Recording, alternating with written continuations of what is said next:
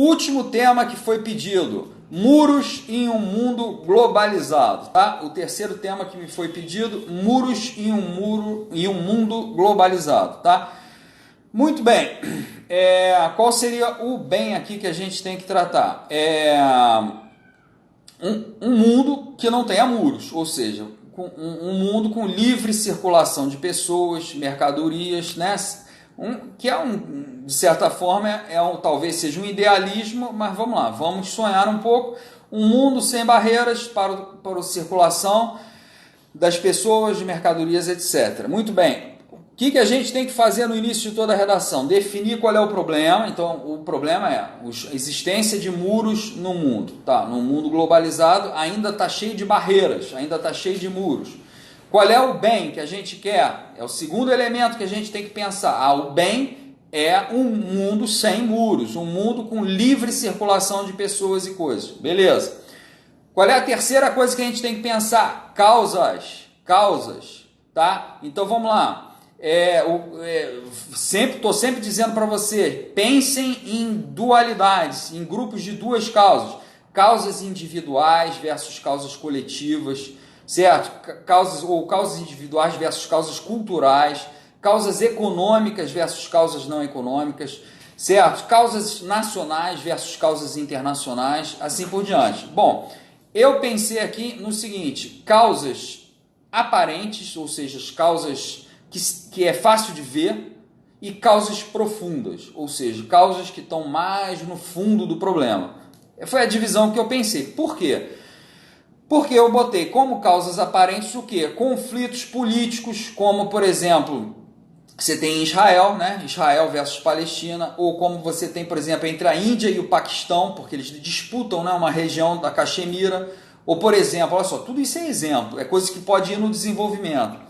Ou, por exemplo, o conflito entre Coreia do Sul e Coreia do Norte, certo? Outra, barreiras à imigração, também é uma causa assim, comum que a gente vê. Né? Além desses conflitos políticos de guerras, a gente vê essas barreiras à imigração. Então, por exemplo, Estados Unidos e México. Né? Os Estados Unidos tem um muro na fronteira com o México, certo? Barreiras comerciais também, por exemplo, o bloco europeu ele é extremamente protecionista, certo? É difícil para o Brasil vender produtos para a Europa porque existem uma série de barreiras não físicas, mas barreiras alfandegárias. Eles sobretaxam os produtos que vêm de fora, eles só ficam comprando entre eles e que se dane o resto do mundo, né? Eu tô aqui simplificando, mas é um pouco isso. Essas todas são causas aparentes. Vamos tratar delas no segundo parágrafo. E agora um segundo grupo de causas que a gente vai tratar no terceiro parágrafo, ou seja, no segundo parágrafo de desenvolvimento, um segundo grupo de causas mais profundas. E que causas mais profundas podem ser essas? Medo entre pessoas diferentes, de raças diferentes, de etnias diferentes, de religiões diferentes, ou preconceito, certo, entre pessoas também de origens distintas, diferenças culturais, diferenças linguísticas, e aí também os exemplos são inúmeros, vocês podem pensar em inúmeros exemplos, certo? Então, assim, nós temos muitos conflitos, né, no mundo, e a gente pode, né, mencionar esses conflitos, às vezes esses conflitos têm uma causa próxima. Não, por exemplo, Índia e Paquistão estão disputando lá a região da Caxemira, né, uma região lá que os dois querem, etc. Mas, ao mesmo tempo, existem causas mais profundas. Por exemplo, Índia e Paquistão mesmo, né? Embora talvez não seja uma causa exatamente aí, mas a Índia é um país majoritariamente hindu. O Paquistão é um país majoritariamente muçulmano, ou seja, religiões diferentes, o que pode também trazer um fator mais profundo, tá entendendo? De incompreensão, tá entendendo? De dificuldade de conciliação entre esses dois. Então esses são os dois grupos de causas que eu abordaria. E por fim, a solução, eu pensei aqui, cabeça minha, cada um pensa na sua solução, aí vai a criatividade de cada um. Eu pensei que poderia os organismos internacionais de crédito, ou seja, que emprestam dinheiro para os países, como o Banco Mundial, FMI, etc., eles poderiam conceder empréstimos ou taxas, tá entendendo, mais vantajosas para países que se comprometessem em processos duradouros de paz. É uma ideia, eu não sei se é uma ideia muito fantasiosa, mas é o que eu pensei.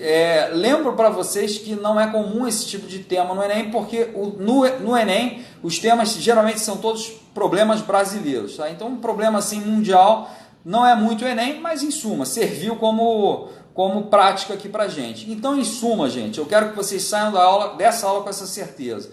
Primeira coisa que vocês têm que fazer quando pegam um tema no dia é ler o título e ler os textos motivadores e definir esses 4 elementos: o problema, o bem que o problema ataca, as causas e a solução. Porque agora, gente, é tudo mecânico, certo?